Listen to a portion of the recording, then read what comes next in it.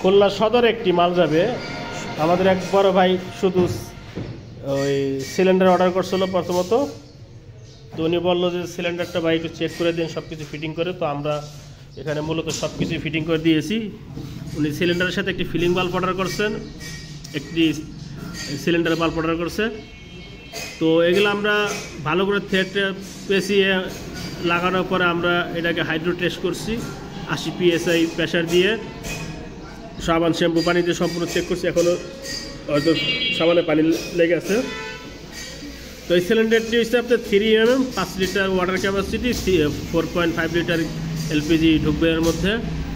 এই সিলিন্ডারের সাথে রয়েছে কালাম আছে, দুইটা ইউ কালাম, দুইটা আই কালাম, সাথে 4টি নাট বোল্ট আছে।